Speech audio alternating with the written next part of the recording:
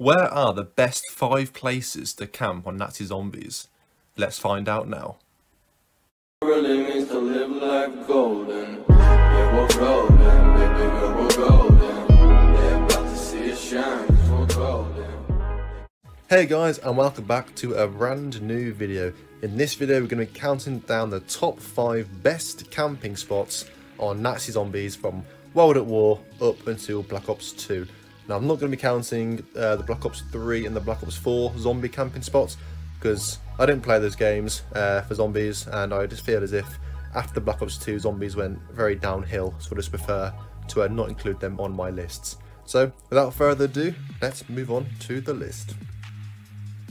Coming in at number 5, we have the Juggernog location on Buried. Now this is a very good camping spot. It's very ideal. So to start off with, it's very narrow. Now this may seem bad, but the reason why it's good is because you can get lots of collateral damage. So especially with snipers, so the SVU in particular, you could just keep shooting in one sort of spot, and the zombies will get in in lines, and you can just pop headshots left, right, center. It's really good for clearing big rooms such as this area here. Very narrow.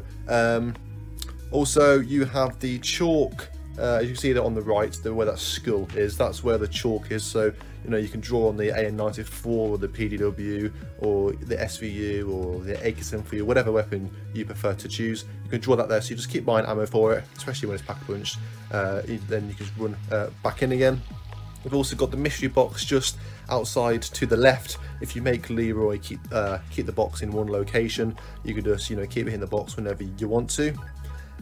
Obviously you can also put claymores down. As you can see, I put some down by Juggernog. I don't know if you saw them, but you just putting them down. The bad side of this, there is no escape locations. So if you get into a spot of bother, then you can't escape. You've just got to shoot there and hope they can shoot your way out, because obviously as it's so narrow, you can't run around the zombies, so there's little room for maneuver. But if you use an LMG like I'm doing here, a pack-a-punch LSAT, that's my preferred weapon of camping on this map. You just keep shooting and you can't really go wrong. But so yeah, number 5 goes to the Juggernog Buried location.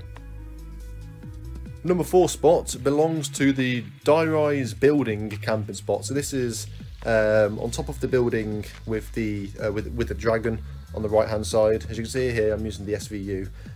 This is a really good spot again because it's unlike the previous camping spot. This is very spacious, which means if you get into a sticky situation, you can actually just do a bit of training to get yourself back on your feet, to reload or heal or whatever it may be. So you can actually run around back there where the zombies are coming out of. You can run back around and train them up. There is again room for claymores in a corner just to my right. You can't see it, I didn't look at it, but you can place claymores down there. So again, you can run into the corner and let the claymores kill the zombies which are trying to kill you. You're also near 3 elevators, so if you do go down for whatever reason, you can quickly run around and get some of your perks back. As you can see, I'm using my AN-94 here because I couldn't keep on top of the zombies that were coming towards me.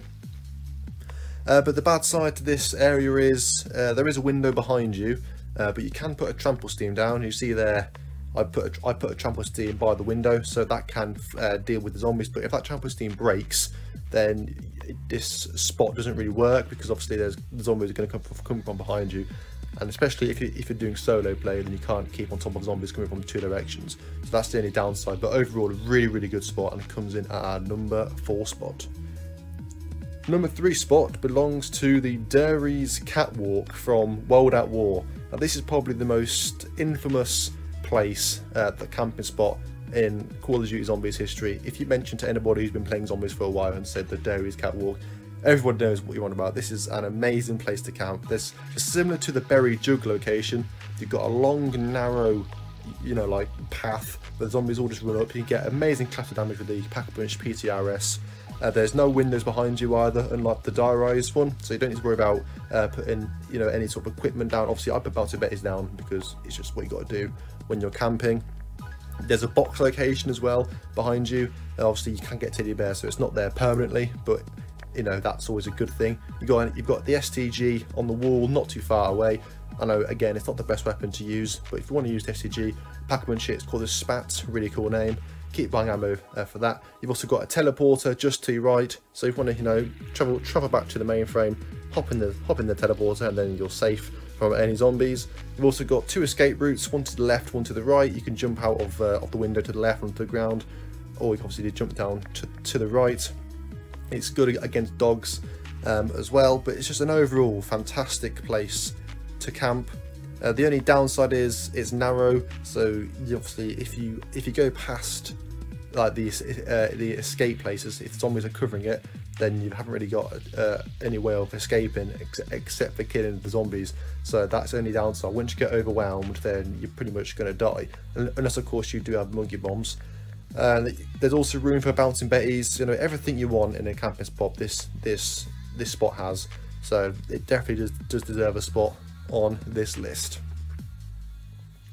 Number 2 spot is going to the elevator camping spot on the map 5, specifically the elevator from the 1st floor down to the 2nd floor, not the 2nd floor to the 3rd floor, because that has a window on it and zombies can come from behind you. So this is a fantastic place to camp. So to start off with, you know, you can just hop in the elevator and just travel down whenever you need to, so you're literally always safe.